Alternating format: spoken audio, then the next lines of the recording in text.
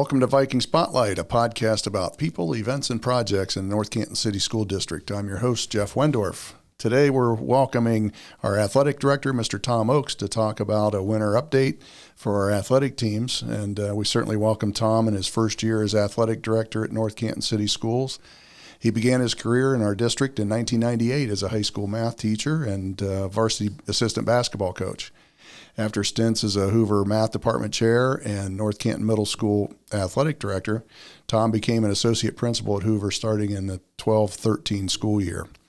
Tom earned a bachelor's degree in mathematics from Kenyon College, his teaching certification from the University of Cincinnati and Kent State University, and he also has a master's degree in education administration from Ashland University. Tom and his wife reside in North Canton with their 2 children. Thanks for joining us today, Mr. Athletic Director. Very much appreciate you being here. Thank you for having me. You've got your resume here. You've been in the district quite a long time, and that's approaching some of the longest that folks have been in the district. So we appreciate your service. And, when folks, I don't know how many kids you have coming through in athletics now that parents had Mr. Oakes as a teacher, possibly in math class. So we appreciate your service, and I know that you're a dedicated educator, and we're very, very fortunate to have you on our team. So welcome today. Thank you. So just first of all, approximately how many athletes do we have at Hoover High School? We're looking at approximately 450 to 500 student athletes that participate fall, winter, and or spring. Yeah, that's a great number, and high participation in athletics in both male and female sports. Of course, we have middle school sports as well, but a lot of people don't fully understand the responsibilities of the athletic director in a public school district. Can you tell us about your roles and responsibilities? Being my first year, I'm learning so much in this new role. I like to say that I start off being the head coach of the coaches. I want to be supportive. I want to have a great working dialogue with them, and I want to assist them in any way that you possibly can they got so much on their plate as it is. You want to help them out as much as possible. Obviously, you want to oversee the entire athletic department. You want to make sure that facilities are being maintained, facilities are being improved. We're fortunate enough that our previous athletic director, Mr. Tim Walker, is doing a phenomenal job too with some special projects in improving facilities, including a new video board and scoreboard in the main gym this year, the Dick Snyder Court being named after one of our most famous Hoover alumni. So that's an exciting time as well. Scheduling events, you're going to schedule events, you're going to schedule officials, you're going to confirm that teams are coming, you're going to confirm that your officials will show up. The last thing you want to do is have a game where you only have one official on a basketball court or something like that, where it could impact both schools and both teams. Confirming game management, confirming that your ticket scanners are going to show up, confirming that your concessions are going to be there. That's an important part of the process.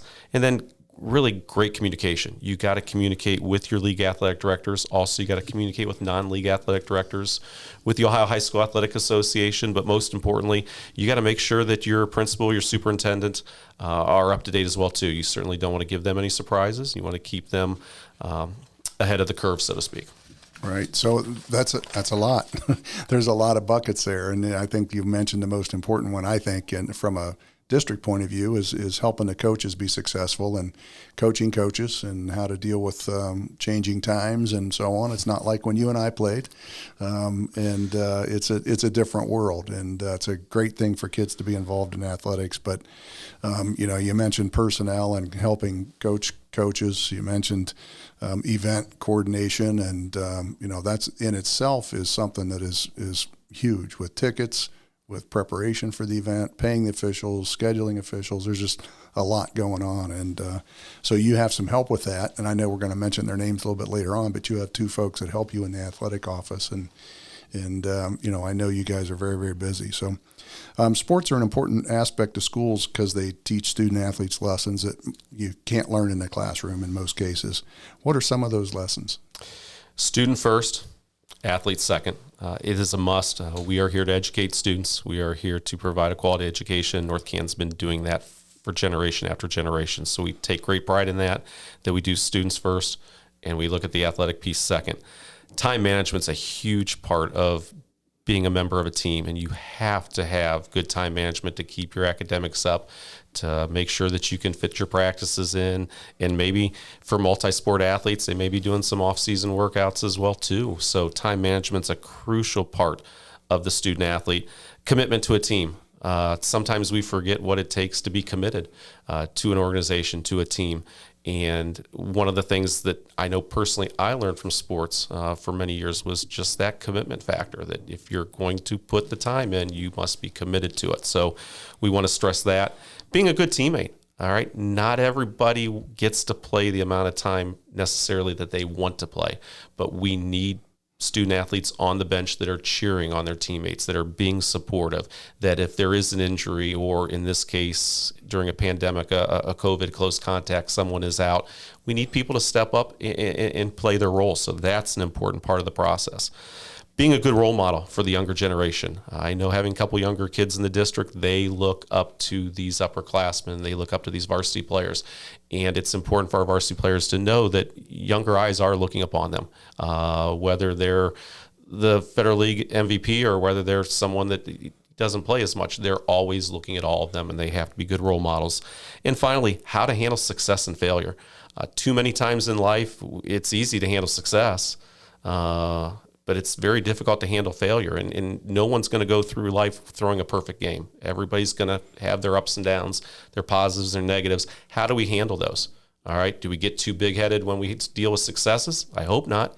We want to stay level-headed. Do we get too down when we have a defeat or we have a loss? I hope not either. I hope we learn from it, can move on and improve for the next time we're in that situation.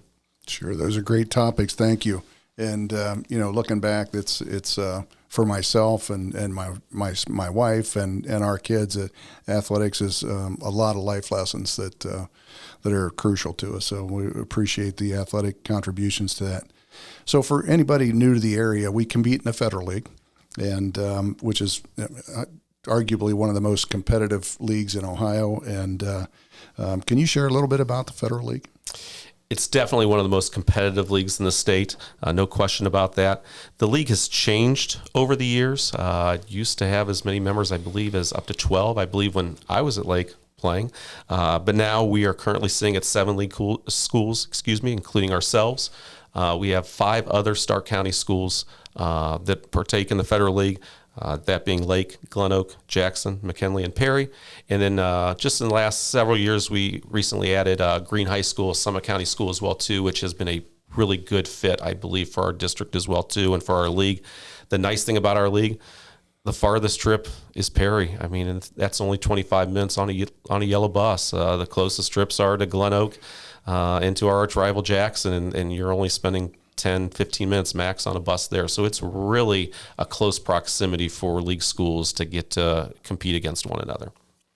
Yeah, it's a great league, and you see typically playoff teams in many sports, most sports actually, from the Federal League year in and year out, and sometimes multiple teams being representative of the Federal League. So, well, this weekend, past weekend, you had a pretty busy weekend. We had the Omni Orthopedic Spectrum Classic, and I know that's a lot of work for you and Jamie Dannemiller and Louanne Smith. And but what? Tell us a little bit about the weekend for fans, and how did it go?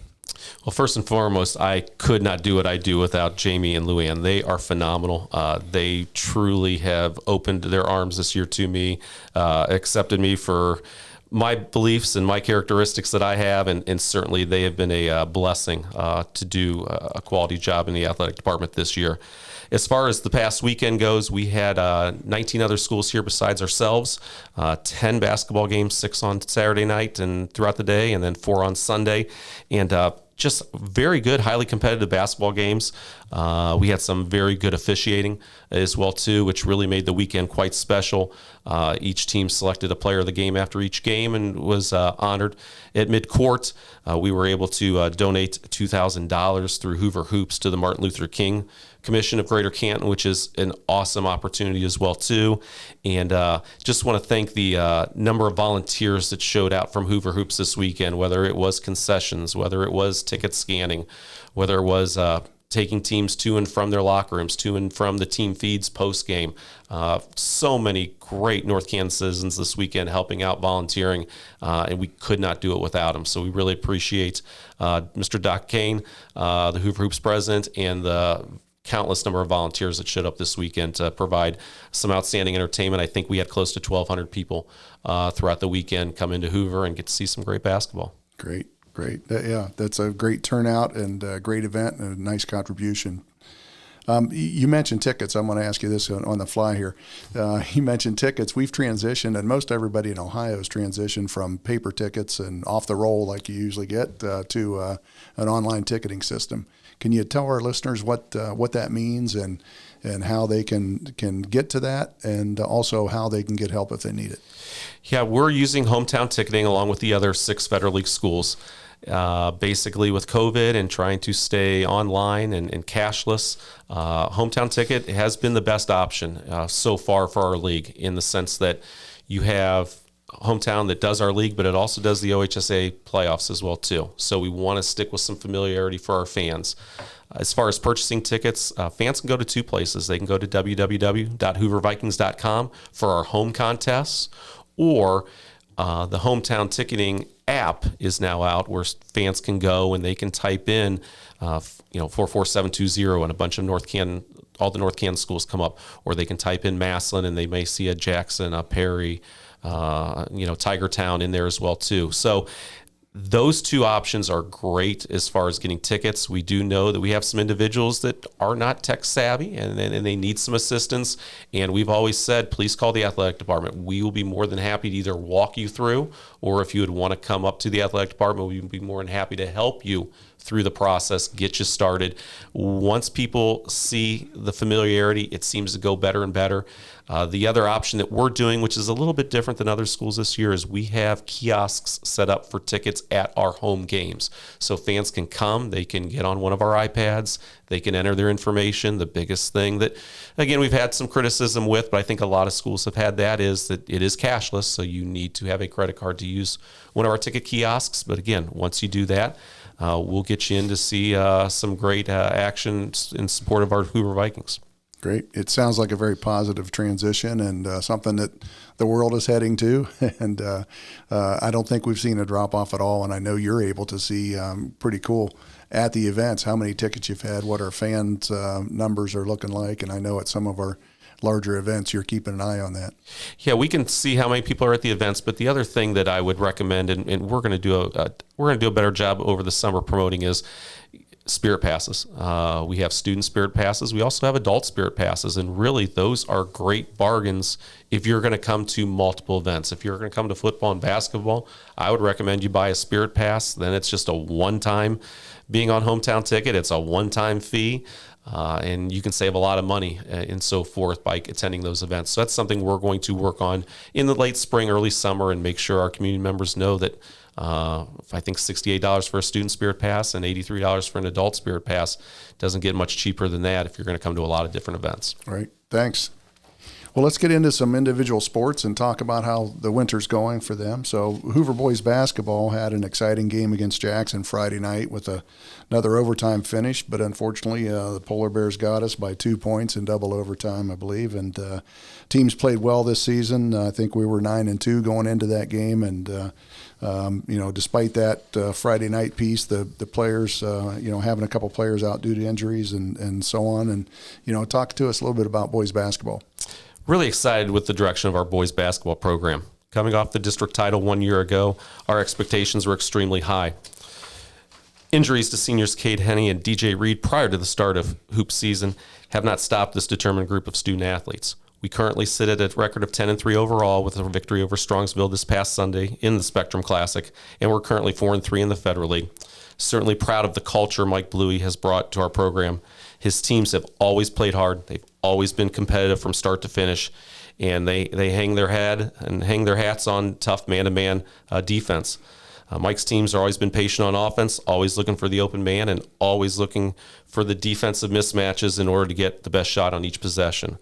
We got a huge game coming up this Friday against a talented state-ranked Green High School basketball team that's coached by North Canton resident Mark Kinsley. We're certainly looking forward to going up to Green and giving another great effort this weekend, seeing if we can learn how to adapt to a hostile environment like we had to last Friday at Jackson. Right. Yep. That's one unique thing about the Federal League and about our teams. We usually do a home and away and some other things. So we got another chance at a couple folks coming up here. Good. Well, girls basketball is 8-7 on the season, and the team started strong this season, but unfortunately hit a rough patch lately. But Janet Erickson and Angela Roshak and Grace Craig are among the top players in the Stark County in the field goal percentage, and Janet Erickson's leading the county in a 3-point percentage as of a week ago. But just tell us a little bit about girls basketball. Our girls team got off to a great start at the beginning of the season. New head coach and Coach Mason.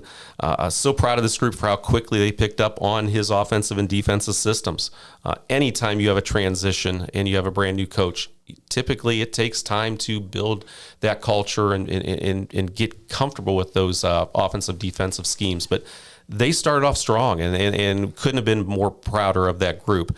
Unfortunately, we have had some injuries. We have had some illnesses that have changed our rotations. And when you change your rotations, unfortunately, new people have to step up in different roles. And I think that adjustment we're learning on the fly right now. And I certainly look forward to seeing how our Lady Vikings finish the season. I think it's a determined group of young ladies, and I have no doubt in my mind that they will finish the season as strong as they started the season. Yep. Just another example of how tough the Federal League is in most all sports, and they're doing fine. We're very, very proud of them.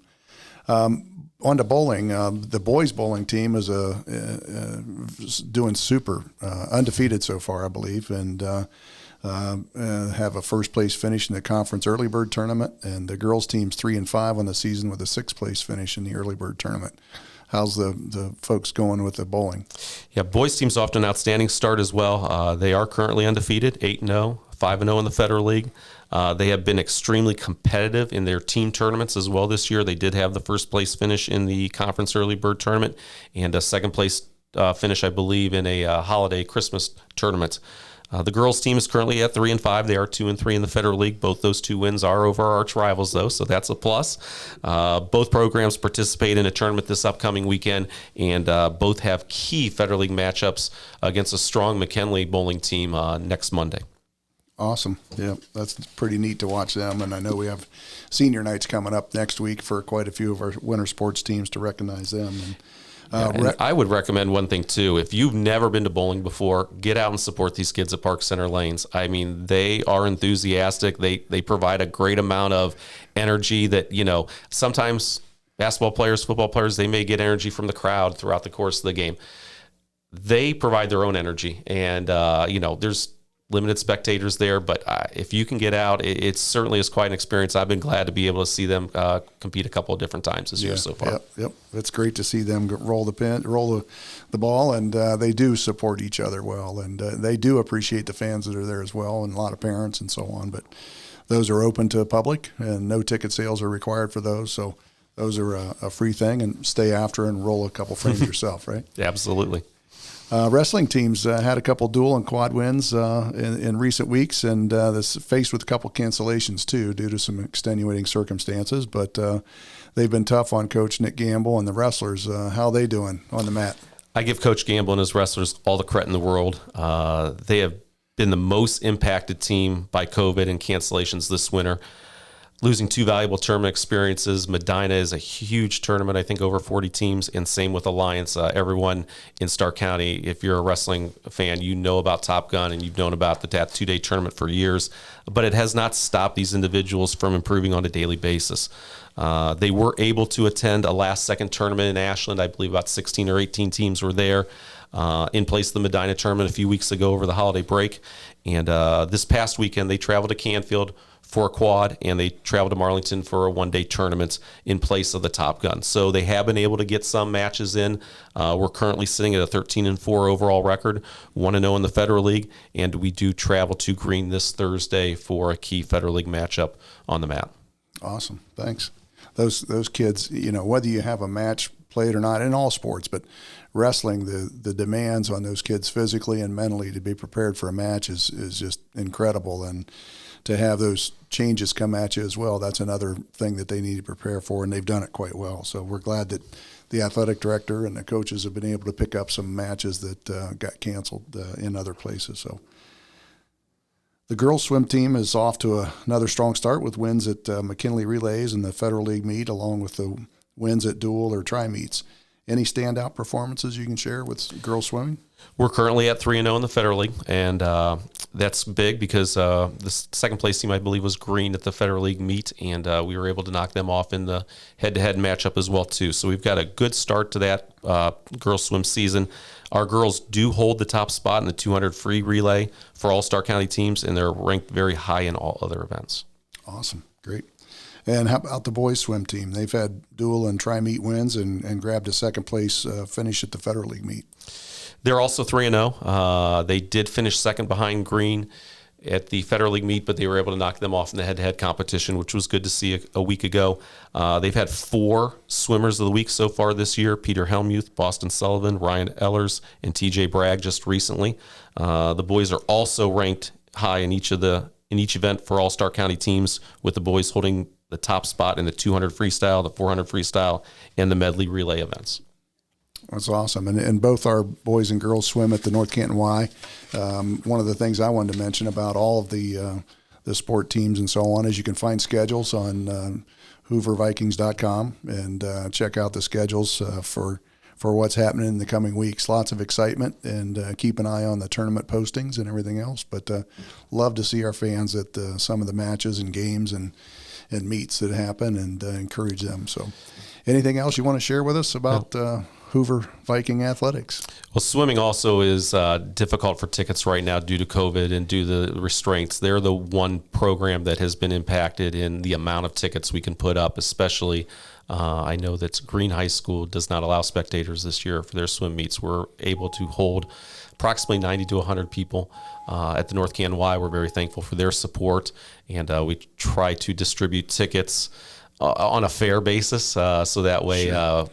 Our Hoover parents do get to see our kids swim, and so it's like I say, it's been a challenge, but we'll go from there. Also, just want to thank the North Canton community for their support of Hoover High School and its athletic program. Our student athletes are proud to play in front of spectators this year without restrictions. While we are still facing the challenges of a global pandemic, we are very thankful that our community is supportive of our North Canton students, whether that be for academics, whether it be for the arts or the athletics. Please stay safe, stay healthy throughout the remaining winter months. And then finally, I'd just like to thank Mr. Tim Walker, our previous AD, for his mentorship throughout my first year. He's been a big blessing. Also like to thank Mr. Wendorf, Mr. Bornstein, and the North Canton Board of Education for their confidence in my leadership abilities and support. I'm extremely grateful to call North Canton my home for the past 24 years. Awesome. Well, we're fortunate to have you. And you, like many of our head coaches, I've always kind of said this after having kids come through high school and now out of college and making me old, but very much appreciate guys like you and coaches like you that you're glad your kids are around them. And you really want your kids around quality people, and we have a staff that's certainly one that you are proud to and encourage that your kids have a chance to be around people like that, and that includes yourself. So thank you. Well, thank you for joining us, and we hope you'll listen to next week's podcast as we host Carrie Burek, who heads up the North Canton Chamber of Commerce. If you have any questions or comments, or you wish to share regarding their podcast, if you want to suggest a topic or an upcoming podcast, please email us at vikingspotlight@northcantonschools.org. That's vikingspotlight@northcantonschools.org. Appreciate your time and appreciate you listening. Give us a shout out. Let us know how it's going, and go Vikings.